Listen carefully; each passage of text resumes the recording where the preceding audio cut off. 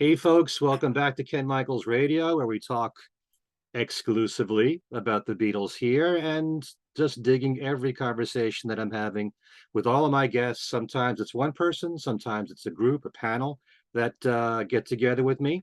And this time out, we have a special guest, MADELINE BOCARO. You might recall, well, if you follow one of my podcast shows, Things We Said Today, she was a recent guest, and she has a new book out on Yoko Ono.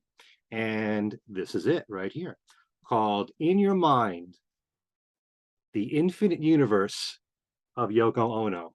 And I got to tell you, this is as thorough a book as you can possibly find. Everything you ever wanted to know about Yoko is in this book in terms of biographical information, but also just trying to understand her as an artist. And we'll talk about that at length with this interview. But MADELINE BOCARO, welcome to Ken Michaels Radio. Thanks so much, Ken. Let's just start by finding out a little bit about you. What is your background and what led you to write a book on Yoko? My background is that I'm a rock and roll fan of certain people, certain groups that I absolutely love. Saw them many, many times in their heyday. And I just love writing about them. And at this point, it's memories now, or looking back 50th anniversary of whatever album. And I have a blog, and I've been doing that. I started writing for CMJ in 78, 79, College Media Journal. And couldn't make a living just by writing. So I had to do some stupid jobs that I never liked and always tried to write on the side. And now that I'm retired, look, after a couple of years, I've got a book already. So, and the Yoko book didn't really start as a book. I had just been writing. It would be daunting if I said one day, I'm going to write a book about Yoko and start from scratch right now. I mean, I had all this stuff throughout my lifetime. I'd been writing about her, writing about a film, about a artwork, about an album, concert reviews every night after I got home. I'd write about those and spent a lot of time with her, wrote down everything we talked about. So one day somebody gave me software that I could organize all these Word documents in one place, and I made it kind of flow in a way that tells her story, and it just evolved that way. Yeah. So what was it about Yoko in particular that fascinated you? Well, just that she was an adult who was doing things that seemed that a child could understand it. And there was just a purity of intent there. I really just thought, wow, she's doing these really simple things, and it's all a little message in these artworks and these films. And I just thought, this isn't just something for art's sake. She's making art an important element in our lives. So that's what attracted me. And then I thought she was really cute, the way she'd look in the camera. And actually, I'd seen a picture of her in a magazine advertising her film Bottoms. And it was right before she was probably just about having met John. And then a year later, it came out in the news that she was with him. And I thought, wow, this is really cool. Now, one thing I find really interesting about your book is the way it's laid out. It's not like a typical biography. Every chapter you could explore so many different aspects of her life, whether it's her artwork, her philosophies, or something biographical. How did you go about deciding how this whole thing would be presented in that kind of a format? In a way, it's chronological. I mean, I did do the films section, but all of her films were made in one decade, so that it wasn't that they go throughout her life. The music, I put those albums all in sequence where they fall into her life in whatever year, so they could kind of tell her story, see where she was at during the recording of those. And everything else it was kind of chronological, took some liberties, but everything is a self-contained story. You could just read a chapter and not lose the plot. It's just Right. A little snippet. Yeah, you can start almost anywhere in the book and not get lost, and that's part of the fun in picking up this book. But you've interviewed Yoko or met her several times now, right? Yeah, we met. I wouldn't say I sat down and interviewed. We just talk a lot because she was really appreciative that I wanted to talk about her art. And this is in the 80s, you know, and people weren't really that fond of it or interested in it. And I would just say to her, you know, I think it means this. And she's like, yes, and then it means this too. And, you know, we just really spoke about everything. And it was really fun because she was excited to speak with someone. And in all the interviews she's done, hundreds and hundreds of them, she's never been asked in depth about her own work. It was always about John, the Beatles, or just she never really, she was so polite that she wouldn't change the subject. So I just felt like she never really gotten out, you know. Yeah. So when was the last time you actually spoke to her or spent any time with her? I saw her at the opening of the MoMA exhibition, the big retrospective one-woman show, which became a reality. That was something she concocted in 1971, and she said she had an exhibition there, and she had a guy at the doorway asking people when they came out, you know, what did you think of the Yoko Ono exhibition? And then the MoMA people got upset and called her on the phone. They said, what are you doing? You're advertising that you have a show here? She had it in the Village Voice and everything. She says, oh yeah, but don't worry, it's just in my mind. And here we go, you know, years later, it takes over the floor of the MoMA. That's great. Right. There's a lot of people that don't understand how her mind works, but we'll get more and more into that. Was there anyone in particular that you did interview for this book? I know there's a lot of quotes from Yoko, a lot from John, from Sean, from people in the avant-garde world. Was there anyone in particular that you interviewed, or did you just collect quotes? These are all collected quotes. I didn't want to interview people and get their opinions and maybe their memories that are kind of faded and not accurate. I just wanted every quote has a date and a publication next to it, and it tells the story. You can't deny these facts. And in a way, you know, I just really wanted to defend all the mistruths that are out there, because people can read, I can say Yoko's a nice person, but that's just my opinion. I didn't even want to put my opinion in. I just would make a statement and then let her go, like a statement and let Sean go and John. And I just knew where all these important quotes were because I've collected every article about her since I was 12 years old. So, and it's all in chronological order in folders, thank goodness, because now I could just go and pull when, you know, I was writing about a particular album, I know when she spoke about that in Melody Maker and get, you know, the information about a certain song or how she recorded. And it just fell together. Nobody could have done this but me, I don't think. I mean, nobody had this information at their fingertips. Did you know much about Yoko before she met John? Only the film, only Bottoms. And that she, you know, well, she met him in 66. So, you know, the only people that knew about her then were avant-garde artists and people in the village who went to her little events. But no, I really chilled during the White Album. I realized, you know, oh wow, she's with him. And that's another little thing when people say she broke them up, the Beatles. I always think, well, you know, she met him in 66. They had just finished pretty much Revolver. They were starting Magical Mystery Tour. Why didn't she break them up then? Why didn't she break them up during Sgt. Pepper? Why didn't she break them up during the White Album? I mean, it's just silly. Yeah. Well, you know, I don't want to repeat too much of what I said in the other show and things we said today, but I do think it's important to bring out the fact that, in my opinion anyway, that she exposed John to a world that represented freedom and liberation from what he was doing in the Beatles. And I know that for a lot of people, that's hard to understand because the Beatles as a group, because of their success, their commercial success, they were given gradually more and more artistic freedom in the studio to do whatever they wanted to do. But with Yoko, there were no rules. You know, you could do anything you wanted to do.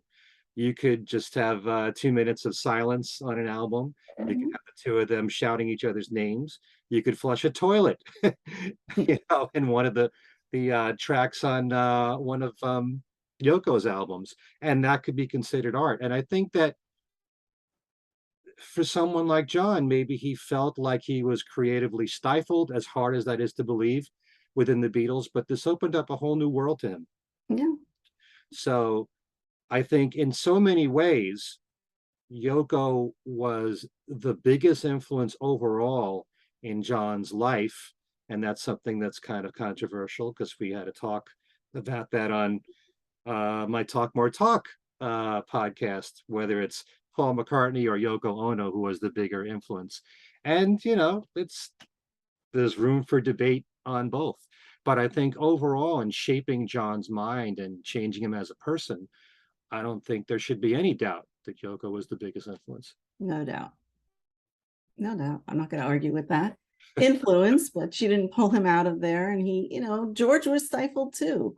I mean, they were all stifled because they stopped touring, and that was an outlet for them. They loved playing live, and so there they are all together in a studio, and on top of each other, and it was just bound to happen. Well, the more you study the Beatles' history, and there always seems to be a lot of holes to fill because we'll never know everything that went on, you realize that there were a lot of reasons why they broke up. But I do believe that the biggest reason, I think Paul might disagree with me because he's always said it was because the other three wanted Alan Klein as their manager and Paul wanted the Eastmans to represent them. But I think the biggest reason was because John wanted to have a new life and express himself creatively with Yoko and do, his solo things and things with Yoko. Mhm. I think that was probably the biggest reason, but you can't blame Yoko for that. That's what John wanted. Mhm. That's right. And I did say on the other show that she felt very apprehensive when he told her, "I'm leaving the group, I'm going to do it." And he said, "It's just you and me now." And she was like, "Well, wait, she's an independent artist. She didn't want that dropped in her lap. She thought he's preoccupied with them and she could still do her own work." So, But she also was very encouraging to John that he oh, was a talent to himself. right. He Yeah, she encouraged his art, his drawing, his music, everything. Let me talk about the very beginning of your book, the significance of the number 9 for Yoko. We know that it's a big number for John, but why Yoko as well? Well, her birth date is 9. It's a multiple. I think Sean was born on John's birthday, which was 9. It's just, I think it's the highest number in numerology. And she has all, I don't know all the technicalities of it, but it's a prominent number in both of their lives. And she also emphasizes the number 33 a lot in her music and statements. And that's another number that's there were 33 Buddhas, and there are 30. It's like a very religious number as well, and mythology. So I wrote about that in there. Okay. A quote from Yoko from 2013. There's so many interesting quotes in here. I'm going to read some of them. I realized that we were very wise when we were young. We are getting a bit doubtful of ourselves now. Don't be. The child in you will save you. Some people will say the exact opposite, that the older that you get, the wiser you get. So this is something that we're going to keep repeating here, that Yoko has a different philosophy about so many different things. She certainly does. And I have that little quote, the chapter about, in most books, they start with their ancestral history and their childhood and all. But rather than, I just find that really boring. Although her ancestral history is incredibly interesting. And the way I told that story is I brought it into the way that John met her family at a big reunion.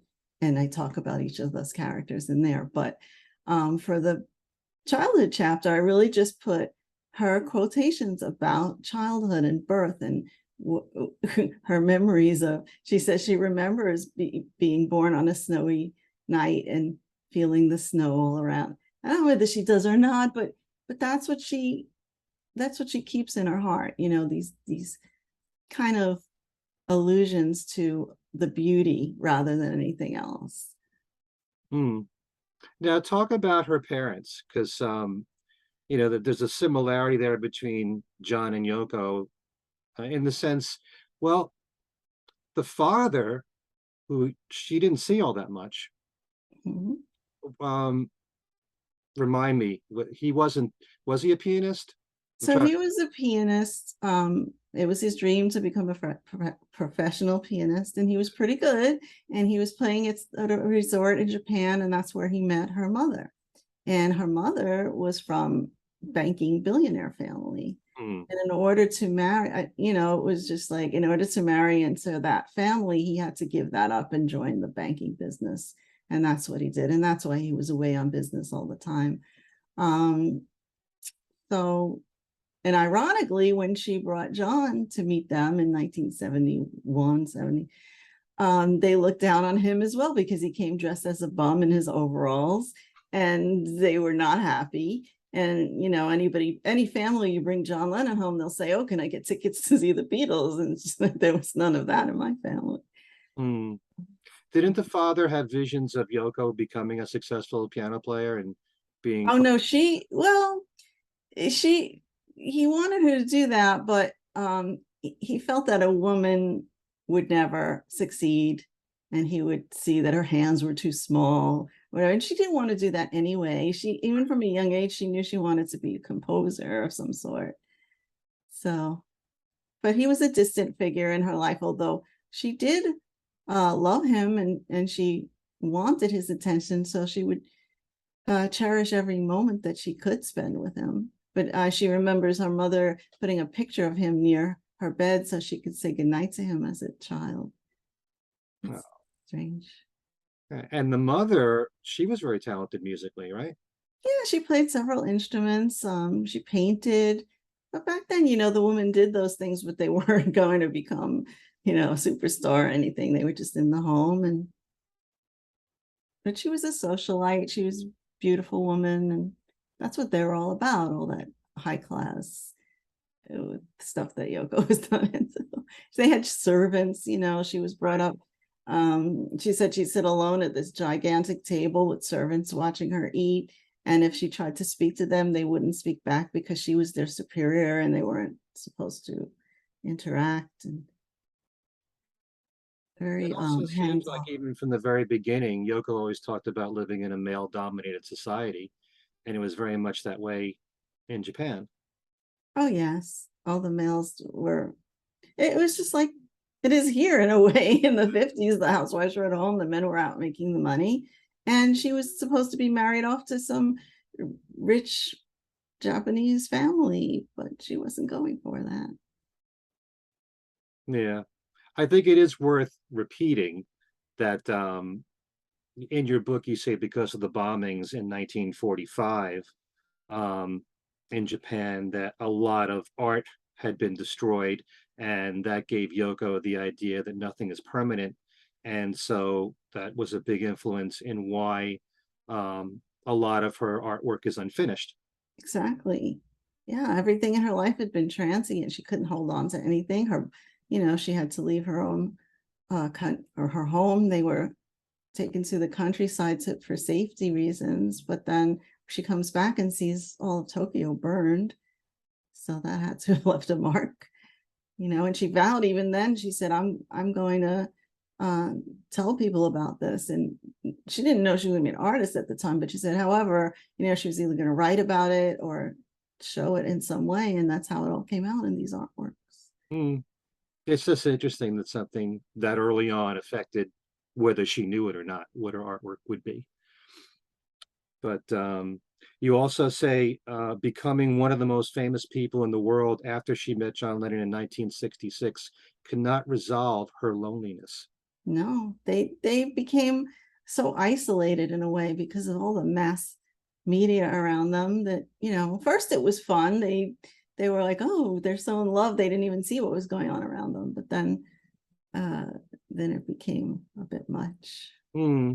Do you think that Yoko was prepared for this kind of instant worldwide fame as opposed to in smaller circles in the avant-garde world? Um Prepared, nobody could be prepared for what she had to experience. Not only fame, but you know, the negative Hmm. aspect of people's reactions to her.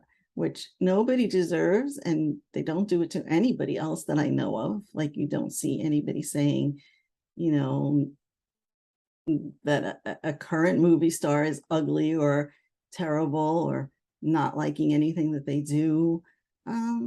It was just unwarranted, and she had to endure it. She has ways of coping. She has everything in the book that she's saying is really a coping mechanism, and we can really learn from them, because she had to take the worst of it, and we just have to get through pretty much our simple lives in some cases. I'm sure people are going through a lot, and even they say this has been healing for them. There's just a lot of wisdom that she's garnered from having to deal with all of this. Right. The way that she's handled adversity is inspiring to so many people. It's almost like she thought it was a good thing to have that because she learned from it. Yeah. And she learned how to, like you said, cope with it. Yeah, she said it was like acupuncture, a bunch of little stabs that actually ended up healing her. I want to read a quote from Yoko.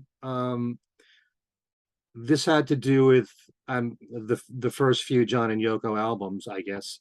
Those early records we made created repercussions, shall we say. Things that we discovered that you want to share with the world, sometimes you have to wait. In those days, we wouldn't wait, As we went on, we wised up about it. So do you think that it was a mistake, or she thought it was a mistake, to start off her recording career with John with those early albums, like Two Virgins and Life with the Lions, those albums? See, they weren't very calculated. They were just doing what came to their mind, what they thought they should be doing. And that was an important quote that you pulled out. I think what she's referring to more is, the honesty, the cold turkey, song, and admitting that they were on drugs, and admitting, just being so open that it made them more vulnerable to these attacks. And maybe if they had worked the media a little more and, weren't so open and honest, they wouldn't have gotten so battered. Wow. If anything, that makes them more endearing to me. Oh, they were so endearing. In fact, I have a quote. See, this is what prompted me to really love them. So it's in the chapter about 1969. I don't know if you got to that yet, but we remember John and Yoko as one spiritual entity, flickering across television screens, dancing through airports, trailed by cameras and crowds, talking in bed, smiling and kissing. They were angelic, all in a flurry of white from head to toe, hip, cool, and deeply in love. They were floating on their own cloud with the wind in their long hair. Individually, they were fragile, far away, and quite otherworldly. Together, they were strong, grounded, and entwined. True soulmates from opposite ends of the earth who created their own dream world so they could exist. They welcomed us aboard the magic carpet ride of their dreams. They sincerely gazed into each other's eyes and into ours. They endearingly reassured us that everything was going to be all right. However, their story was not simply a ballad, but a full-blown dramatic, operatic comedy and tragedy. That's pretty complete, summing it all up very well right there. But yeah, I mean, that was at the beginning of 1969, before we knew what was coming, I know. It is pretty amazing what they went through at that time, and so many of their ideas, at least for the mainstream public, to do all the acts for peace, bed-ins for peace, cutting your hair for peace, planting acorns for peace. Mm-hmm. That was all very new, and that's something that I certainly believe Yoko has carried to this day. I'm sure she's very proud of everything that she did. Did she think in any way, or did they think that it might have been a little naive at the time? Well, they always use the word naive. Hmm. It's funny, the bed-in especially is like, well, yeah, I guess we were naive, but look how many activists there are now. Maybe, you think of an activist as going into the street with a gun, but we showed them that you can do it in a different way, from your own home, from your own, living room, and everybody's an activist now. So they weren't so naive, I guess, but Right. And I know, you know, in the case of the song "Give Peace a Chance," it had a tremendous effect. And Paul McCartney himself has said that it helped to bring an end to the Vietnam War, not single-handedly, but thousands of people in Washington, D.C. singing the song together had a tremendous effect on that. So, you know, I give them both so much credit for what they were Uh-huh. doing back And then. that meant a lot to John when that happened. He was just thrilled.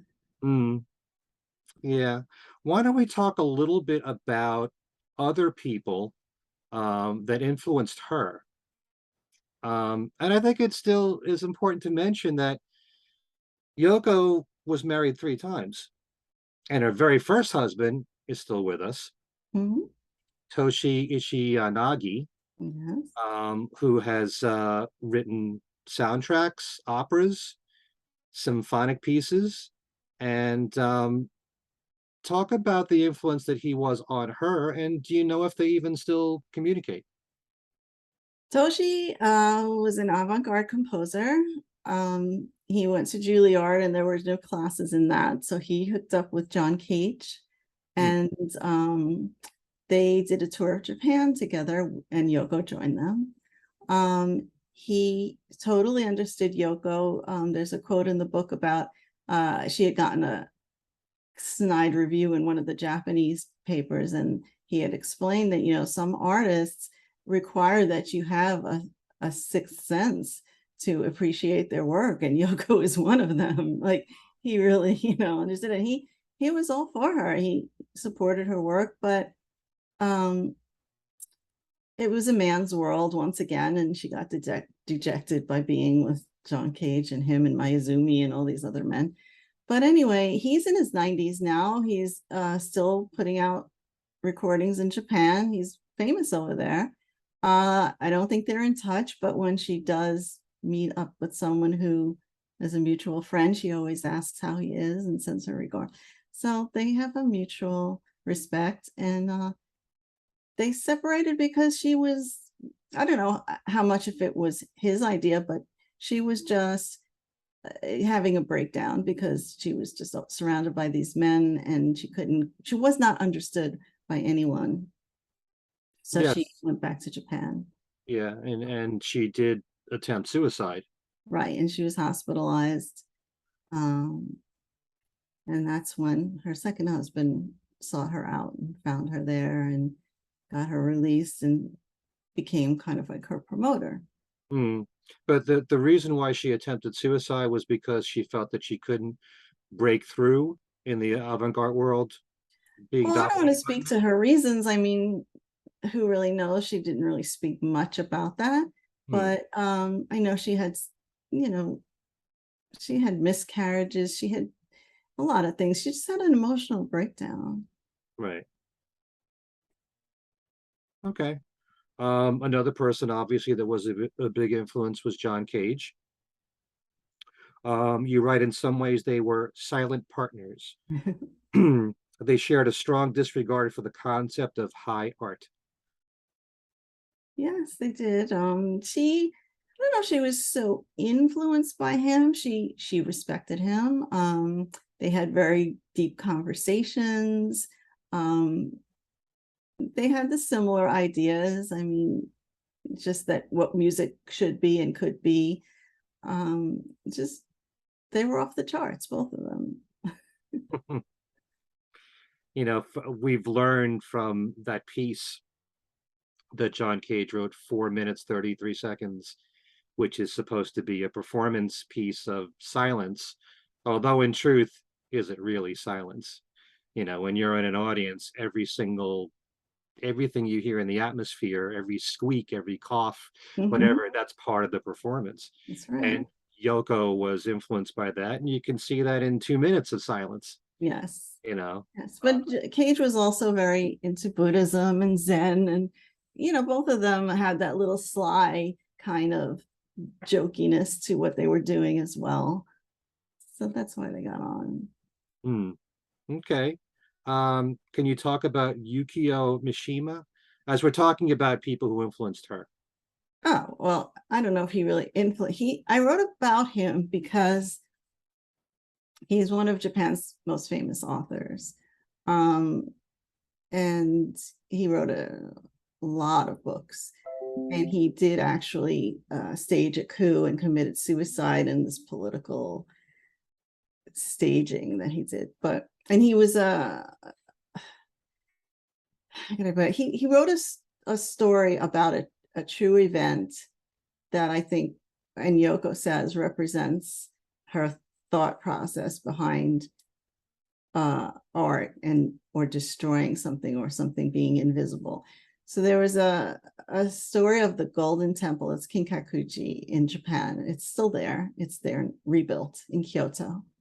And it was this temple that had gold leaf all around the outside. And there was a monk that admired this temple so much because it was so beautiful. But he went insane and he burned it down so that its beauty could exist like forever in his mind. And Mishima wrote a novel about it. It's called The Temple of the Golden Pavilion. But Yoko cites this often as, that the thing can really exist in your mind. And but Mishima was very kind of a male chauvinist. So I wouldn't say that she was inspired by him or liked him that much, but that's why I put him in there. But that's an important story to tell. Just the fact that anything can still exist in your mind even after it's destroyed. Mm-hmm. For her to think that way. Yayoi, I don't know if I'm pronouncing it right. Oh, Kusama. yeah. You say that they were both, Yoko and Yayoi were both young, frustrated, and misunderstood female Japanese artists in the 1950s who emigrated to New York City to make their unconventional art into stage happenings. Both men were on the edge of madness, you put in quote, Yeah. and they both worked towards world peace. Yes, Kusama, she's in her 90s as well. Mm. She's another example of someone who is very strong parallels in their lives. Both of them coming to New York at the same time. They even were roommates for a little while, and now this is more of an example of that she was close with Kusama. They were friends, and Kusama used to really put polka dots on everything because she had these visions in a dream. I mean, these Yoko and their childhoods were indescribable. What was done to them. Yoko, in the case of war, the distance from her parents. Kusama, the distance and the mental illness that she developed. She works from an institution. She's still she was early on in the scene, and Andy Warhol actually stole some of her ideas, and Klaus Oldenburg. And so these women were doing, and these men were copying and getting all the accolades. And Kusama actually staged a fake event at MoMA in the garden as well in the 50s. So doesn't surprise me. There's a lot of copying being done, in the art world. Yeah. Wasn't there a story you told that was also extremely influential with Yoko when she was a child, that there was a moment when she was separated from the parents? I'm trying to remember the whole story, but they were starving and they were feeding on mulberry bushes, was it? Yeah. And her brother was really hungry, and she said to him, what would you like to eat? And he said, ice cream. So she said, we'll create an ice cream dinner, and it was all in the mind. Yes. And that's how she got through the war and those tough times. Yes, they were evacuated out of Tokyo to a farmhouse, and the conditions were very bad, and they were all very hungry, and the people in the area were very poor, and they could tell that these were wealthier children, and they got stones thrown at them. They wouldn't even trade what they had to give them some food. It was just a horrible, horrible time. Yeah. But again, it planted the seed for this imaginary thing. You know, you give me imaginary shillings, I'll give you an imaginary nail. You know, Right. this One is of the the start of it reviews I all, right? just one of the reviews I just got on the book was you hit the imaginary nail on the imaginary head. Right. That's great. You mentioned Charlotte Mormon. Oh yeah, Charlotte Mormon. So there's a quote from her: "The Beatles were fantastic. They left their mark. But 100 years from now, it's Yoko Ono the world's going to remember, not John Lennon or the Beatles." And Yeah, she said this in the New York Times in 1989. Pretty right. bold statement there. It's pretty bold. Charlotte Mormon, for those who don't know, was an avant-garde artist, performer. She worked a lot with Nam June Paik, who created this electronic cello with television sets in it for her. And she also was the organizer of the annual avant-garde festivals, which gave all these artists a platform to play in, because there was no place for it in New York City, especially at the time. And she took it out into the streets. Even she had it in train stations. She would just hold it wherever she could, and that's how a lot of these people got to be known. And I wanted to use that quote because I wanted to show how important another artist thinks that Yoko is. I know it sounds crazy, but who knows that it might not be true. And I put that quote on the back cover because I just think it's fantastic. And a publisher said to me, "Oh, that could turn some people off." I'm like, "It's staying there because I'm the publisher." Well, you know, I say it all the time in my podcast shows, but there's no telling how any work of art from the Beatles, their solo careers, how any of it's going to be viewed 5 years from now, 10 years from now, 50 years from now. Right. It could change. Something that was looked upon today unfavorably could be a masterpiece, you know, Mhm. sometime in the future. You just don't know. You don't know how the world's going to. Because there's missing information, and history has to occur before everything lines up and you get it, I guess. Right. Yeah. George McQuinas. Talk Yeah. about his importance. Now, correct me if I'm wrong here, but almost every year I visit Stockbridge in Massachusetts, and there is a store that's there. Well, it used to be there. It was a photo store, and there's a picture that John and Yoko took of themselves in like wartime, maybe Civil War, and John is wearing the apron, and Yeah. Yoko is looking like a man, and that was Yoko's idea. But I think didn't George take He's that photo? standing there. Yeah. They went to visit him. It was probably shortly before he passed away. And he's standing in that picture as well. Yeah. Yeah. There's a home where John and Yoko, it was the winter time and it was snowing and there were sleds outside and they were on them. And I think that was George's home Oh, in, I think that's Ronnie Hawkins' home or somebody. I don't know. in That's a Massachusetts. Could it be George's home? I'm not sure. I think so. Well, we'll But get to George. George was, how can I, he founded the Fluxus movement. Right. And he is another one who got artists together. He was the one to put together the first cooperative building, which was for artists to live and work together, which later became known as co-ops.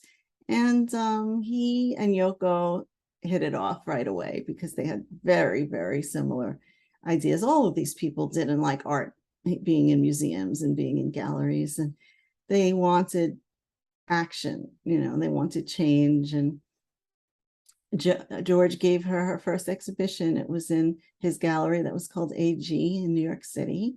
And it was when the gallery was actually running out of money and closing. So she had to make sure that it was open all day because at night all the electricity was closed. And she would take people through the paintings one by one and explain them. And he gave her a little start there. Yeah. You say that Yoko staged concerts when she rented a loft at 112 Chamber Street in New York City in late 1960. Yes. And To see what she did when she was struggling. she never thought she would make a living out of art. And she always had odd jobs, really. She was translator, she was a transcriber, she was the superintendent of her building, which she almost burnt down by accident. She would just, she had, I guess, maybe she had a grant, because I know that Jonas Mekas, the filmmaker, sponsored her so that she could stay and work in the city, because he had the filmmakers cooperative. And so, yeah, she did what she could to get by, but the art was her important thing. And everything she made was either invisible or it's just made out of paper, or she couldn't be bought or sold. She wasn't thinking in terms of that.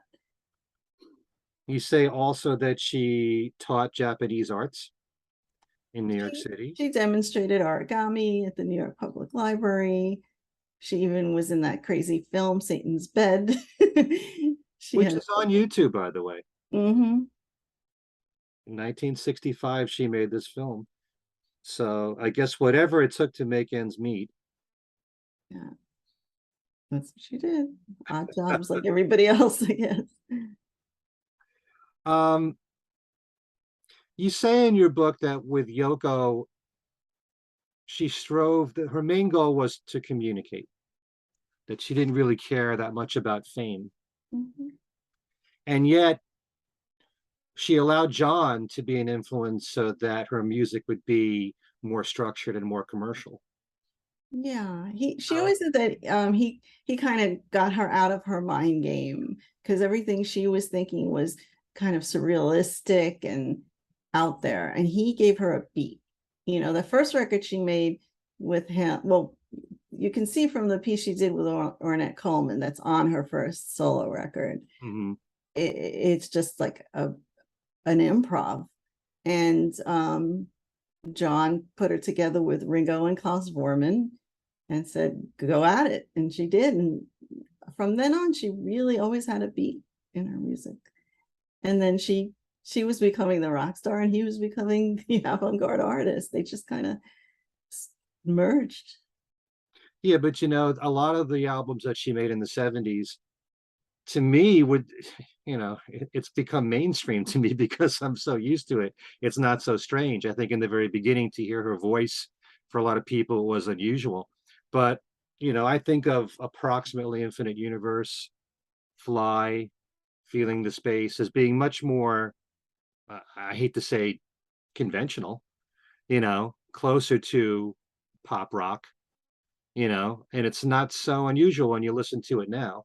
Well, yeah, there's conventional bands. They're great. And she's got Elephant's Memory eventually. And some of the stuff on Fly is still out there, but it's beautiful. But she's got some rockers on there. And I mean, most people don't know about this stuff. They don't know about these albums that she actually does sing or has fantastic musicians and fantastic lyrics and song. So that's part of the problem, that you don't know. You know, most people, when they think of Yoko that haven't followed her, just think that everything she does is screaming. But if you really follow her entire catalog, there's quite a lot of very commercial, and that's not a dirty word to me, by the way. And a lot of her ballads are absolutely beautiful. Mm-hmm. You know, Poetic, very poetic. It's gorgeous, you know. Yeah. And I will tell you that because I've interviewed Yoko 2 times on the phone, and one time I said to her, I got to tell you what my favorite song is of yours. Nobody Sees Me Like You Do. Oh, And then she said to me, well, that was John's favorite too, which that's- really touched me. But she's done a lot of really great, pretty ballads. oh, beautiful. Winter Song, Yep. Silver Horse, Toy Boat. I mean, I could go on and on. Right. Samantha. It's very That's very haunting. jazzy, kind of light jazz to me. A lot of those songs, the lyrics, you know, were very prescient. A lot of things happened later on that she have no idea that they were going to happen. And there's a whole chapter called Premonitions with all of her little, you know, inklings of what could be that she didn't know. That I just wanted to, there's a quote from Elliot Mintz, you know, their friend, John and Yoko. He's the one that played one of Yoko's albums on the air, and she just became fast friends. But this is in the premonitions chapter. John trusted Yoko's instincts and wisdom. He always followed her instructions without question. She sent John on karmically cleansing courses of travel recommended by the cosmos. When their dear friend Elliot Mintz asked John about all of this, John said, "She'll say things you will not understand. Go with it. She's always right." And John, this is a quote from Elliot. John looked to her as a sorceress, as a high priestess, as a magician. I'm a fairly pragmatic guy and consider myself to be a realist, but I'm now a believer in her telepathic abilities. I do know she reads minds. I know that she's extraordinarily psychic and has extraordinary premonitions. So, and then the examples come in that there's no denying them. Yeah, and he knows her pretty well. Yeah. I'm very happy to say I interviewed Elliot several years ago, and it's a source of joy, because of all that he knows about the relationship of John and Yoko, and yeah, the real insider there. So do you think that Yoko really didn't care whether or not she was commercially accepted? Because you can look at a lot of what she did after John died, and that I almost feel, like Hell in Paradise or something like that, and making a really funny video like she did for that song. It was the MTV time, and I think maybe she was kind of striving for some kind of commercial acceptance. Not that there's anything wrong with that, but no. for someone like in your book, you do say that she cared more about communicating with people, not so much the fame aspect. And then even if you go back to the 70s when she was making approximately Infinite Universe, or even a song like Move On Fast sounds like it's so contemporary now. It's really kind of ahead of its time back then. But you don't think at any given time she was thinking maybe this could be successful, or maybe I'll have a hit? Well, I think that was more of John's thing. He wanted her to have a hit, but she actually said, "I don't accommodate the audience. I want the audience to accommodate."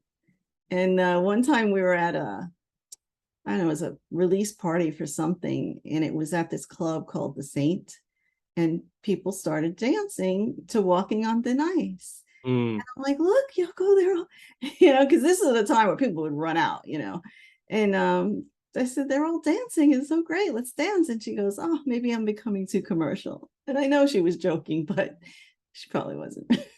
She's got to also be pleased with all these people who have covered her music and Oh, have she's taken her thrilled. own tracks and added to them. Oh, yes. She's very impressed by all that.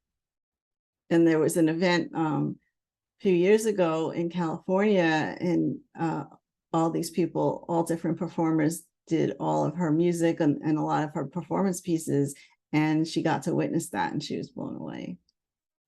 Yeah, I heard about that. We talked a little bit in the Things We Said Today podcast about that extreme political period of the early 70s with John and Yoko, and I had asked you the question as to whether or not she was influential in John meeting up with the so-called radical leftists of the time, and you said no, that was really John's doing. But all the slogans and everything, war is over if you want it, the bed in for peace, that kind of thing, that was more Yoko's idea. Yeah, well, that was before they met any of those people. They heard about them at the time, like even in Give Peace a Chance, he's saying, "Let's hear it for the hippies and the yippies." And those were the yippies, Jerry Rubin, Abbie Hoffman, all them. He hadn't met them yet. But yeah, all of that was her idea. But then when they went to New York and it all got kind of heavy, there's even a letter that she wrote to Jerry Rubin that shows that she wasn't too fond of all of that, because they were not going to stop at violence, I don't think. And Yeah, and above all, John and Yoko were against violence, right, and it brought down all kinds of hell for them when it came to his immigration status, and he was associating with them. And You know, I could see what he admired in them. They were very theatrical and they had a humor about them and they'd stage little events and things. And they were serious, you know, they were against war, but it wasn't a flattering look to the FBI, let's put it that way. Right. I know John said shortly before he died, he called that his phony radicalism period. And, I'm just wondering if, Yoko kind of frowns on that whole period now. She wasn't fond of it, that's all I know. I mean, she was gung-ho with them until she got the picture of, what the road they were going down. Hmm. I want to just mention a few quotes here. There's so many here I'd love to read. The concept of playing with time. Yoko says the present moment can be an eternity in time. History can be a blip in your memory. I don't separate the two. Also, some people are old at 18 and some are young at 90. Time is a concept that humans created. And then she also says, what's the difference between today and in the 60s? That we are all younger now. So she has a way of just taking every preconceived idea on its ear. Yeah. And some of it is kind of just a humorous way of looking at things. But if you look deeper, maybe that is a good strategy. Maybe that is the way to see it. It's a lot to think about. Right. I think it's brilliant what she's saying there. And at But the it's just, time factor, if you think about what she said, history could be a blip. Or she and John were together 12 years with an 18-month separation in between. So look how little time that was. And she had like 30 years before him, 40 years after him, and she was doing something every day. And that is just like the eye of the cyclone for her. Everything else, needs to be in the book as well. So right. that's why it's a thick book. To be fair to anyone's career, you got to take a look at everything that an artist does. And, you know, it's kind of like what I say about the Beatles. Their time together in the recording studio was only like 7, 8 years. But all the music they put out with all the solo music, you're looking at 60 years here. That's right. So you got to take a look at everything in its totality. Um, she also says, I keep my head empty. Yoko encourages us to empty our heads and not block wisdom with too much knowledge. Whereas we're kind of taught, let's fill our heads with as much knowledge as possible. And she's saying the opposite. Right. You have to leave room for yourself to think as well. I mean, she's all about truth and finding the truth, telling the truth. And how can you if you're just all a crowded head full of everybody else's rhetoric? Sometimes there's too much clutter, too much information. um, she also says here, I want to deal with the world that is in subconscious, not the world in consciousness, but underneath the consciousness. That is where I am. Yeah, that's it. That might be a hard concept for some people to. Well, we go into our subconscious every night when we dream. Why isn't that important?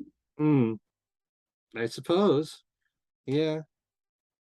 We Okay. do things that are driven by our subconscious that we're not even aware of. It's a strong thing. I know. Message is the medium. She believes in that, not medium is the message. You write here that Yoko appreciates our intelligence and communicates directly, knowing that most of us cannot be brainwashed by the media, which feeds us filtered or manipulated information. That's right. I don't know if I completely agree with her, because I know a lot of people that are very influenced by the media and hearing one version of the story, so it's just interesting. She always has a positive outlook on people. Mm-hmm. Yes, you never hear her say anything negative about people, things, anything. She's just always, it's working for her. I mean, Yeah, well, that's true. Um, about famous and unknown.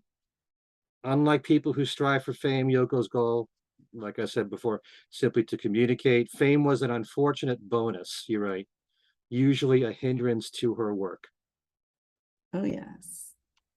So you think because of her fame, mainly with John, that actually in some way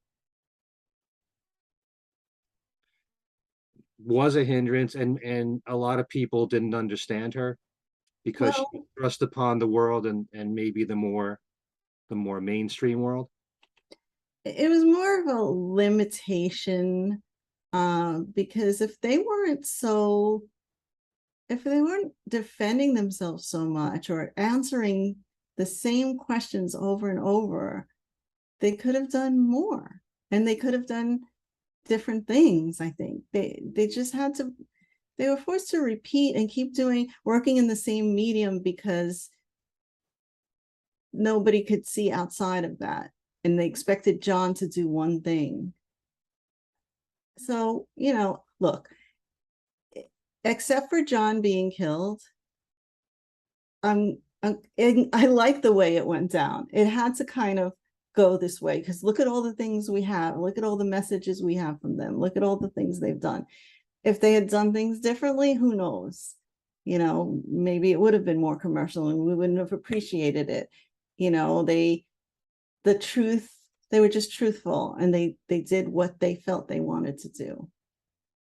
Well, I appreciate everything that Yoko did for John's life, but are you saying they shouldn't have spent so much time explaining themselves and just did their work and just put it out there? Yeah, I mean, they felt that the media was important. They communicated every day. They let every journalist in, right? And in a way, and it's good that it's all out there, but it got repetitive after a while. They were saying the same things, answering the same things. And if they were freer to just create, I think they would have been better off. Okay. A few more things. I want to talk about the Yoko Scream. Okay. Um, in an interview that you did with her, well, you said that weren't really We were just interviews, talking. but yeah. Um, Yoko said, I think it's extremely expressive of our emotional life. We sort of censor that, especially women. Um, and you write, the very first form of music that existed must have been just like Yoko's avant-garde excursions millions of years ago, before language and before instruments. Now, I've defended the screaming because to me, the way I look at it, and you can correct me if you think I'm wrong here, but just like any musician or guitar player does his guitar solos and wails away for a while, this is just a human voice doing it. And Yeah. it's people are not used to that kind of thing. Yeah. Well, she says, that people are fine with a Concorde flying through the air or bombs dropping or a motorcycle revving, but to hear a woman emotionally expressing herself, that they can't take it. So look, I don't mean to try, if you don't like screaming, if you don't like that kind of music, you're never going to. I'm not trying to say, listen to this, you'll like it, because why? I just think music is just a part of her life. There's so much else that you can appreciate and understand about her. And then just listen to the musical songs if you don't like it. But there is a reason for it. And it's, you know, that stigma in her childhood where she was told not to go near the servants' quarters because these teenage girls would possibly talk about things that she shouldn't hear. And she was a child and she went by there one day and they were saying that women in childbirth let out these screams, like one of their aunts was having a child and one of the girls was screaming and this is what she sounded like. And for a Japanese child, children were supposed to be seen and not heard. It was a silent kind of culture. And she's like, whoa, women, this really happens? And that stuck in her mind. And when she was old enough and able to want to express her anger and her fear and like what she went through in her life, that was the only way to vocalize it. She always says that, if you're drowning, you don't have time to say, excuse me, sir, but would you please help me up from this water? That's people attribute that quote to John lately for some reason, but it's her thing where she's, you just can't even pronounce a word, you just scream. And that's how she feels and sings. So you think that her screaming is the result of repression built in for all these years? Well, it's repression and uh I haven't gone through a war. I don't know what that's like, but I expect it's pretty damn traumatic, and having to protect your two younger siblings and be starving. And I mean, just a little thing like, what did you do? You scrape your knee once in your childhood and have a scar, and you always remember, yeah, that guy pushed me down. And okay, but well, look at all these things that she experienced, and you can't imagine what she had gone through. Sure. And but to her, this is still, these are expressions of pain and anguish and things she's gone through the years, but I guess in her mind she also sees it as musical at the same time. Right. And a lot of it is vocalizing. It's not just screaming. There's stuff that she's doing that I don't think anybody else can do with her throat. It's really amazing. There's a part here in the book which I never knew this at all about Yoko, that she learned how the breath works inside the body to make different sounds. French people, German people, Italians, Japanese, and Chinese, they're all different in the way that they breathe and make different sounds. And she found all that interesting. Oh yeah. She She was studied talking all with John Cage about that and why women have higher pitched voices. And she thinks it's because we're more desperate. Like if you're choking someone, even a man, of course, his voice is going to scream and get high pitched if you're in panic. So women's voices are obviously higher than men's, and maybe that was given to us for a reason. Yeah. I want to ask you just a couple of very simple questions, but I think pretty powerful questions. For people who never studied the avant-garde world at all, what did Yoko bring to that world that other artists hadn't done? What did she do that was very groundbreaking? I mean, you mentioned, and we talked about some of these artists that influenced her. Mhm. But what did she do that was completely unique that nobody else had done before that influenced other people? I think she wanted to include people more than those other artists did. They were performing, they were holding events and all, but they weren't really trying to communicate all that much or to change the world all that much. She's trying to change people's minds and thoughts, and show us our own inner power. And I think that's her main intent. And she was doing it. She even admitted, though, in the beginning, she would sometimes do a performance with her back to the audience, and she had like not much regard, probably because of what she was surrounded by. But later on, she started to say, well, wait a minute, here's my artwork, hammer this nail, take this with you, be interactive with it. And she was just more friendly with what she was presenting and inclusive. Mm-hmm. The whole concept of interactive, was she the first artist to do that? I'm not an I'm art not, I'm not historian, well but educated in the avant-garde world, so I don't really know. yeah, Very I don't unique. know. Well, the first thing I can think of is when she did cut piece and had people, cutting the pieces of her clothing. And I don't know if anyone had ever did anything like that before, but she was just in her own mind. She wasn't trying to copy anyone or be influenced by. She just had her own agenda. It's just born with it. She just went and did what she had to do without whether it made money or not. Do you think that John fully understood Yoko and all the art, the conceptual art that she was bringing?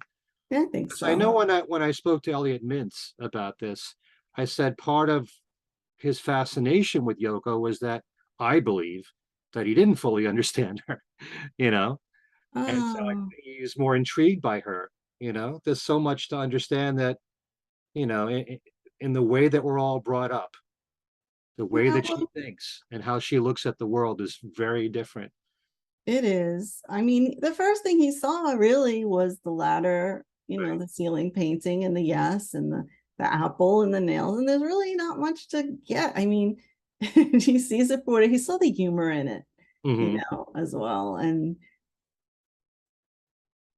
the positivity, everything was pretty much white or transparent. I mean, you get a feeling when you do see her exhibitions, it's like you walk into a room that's pure white and everything in there is kind of ethereal and you just drop everything. The whole outside world dissolves and you're there and you're looking at two acorns, one's facing east and one's facing west, or you're looking at an apple or and it she brings all this nature into her art as well. Hmm. And you just it's a whole different feeling and world. And I'm sure John was like, whoa, this is way different than my scene.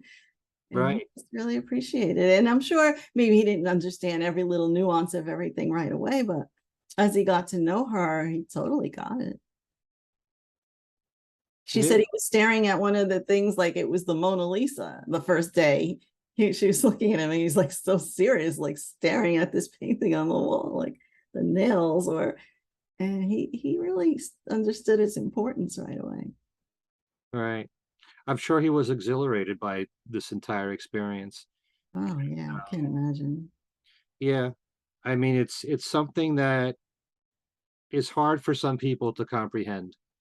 You I know, have a quote, speaking of, John and Yoko and their relationship. And one of these things, I just like try to bring in the humanity of it all because you just see them, people as celebrities. But in the beginning of the book, I tried to put this in that Yoko described there's John and Yoko's similarities and differences and the fun that she and John had together, all of which bonded them.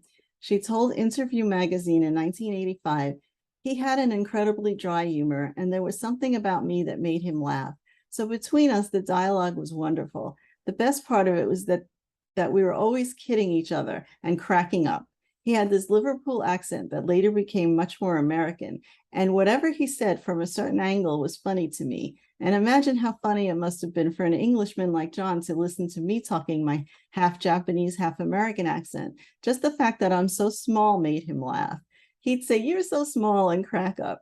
That's what was so much fun about our relationship. We'd be laughing our heads off. That's what I miss, really, that dialogue. I don't know if I could ever have that again. well, and there was a time when John said John and Yoko was one word. Right. So I think he kind of couldn't envision going on into the future without doing everything with her Mhm. anyways. So yeah, it's fascinating, and I highly recommend this book to everyone watching this. And I certainly want to have you on a bit more often to discuss more about Yoko, especially her music and her films.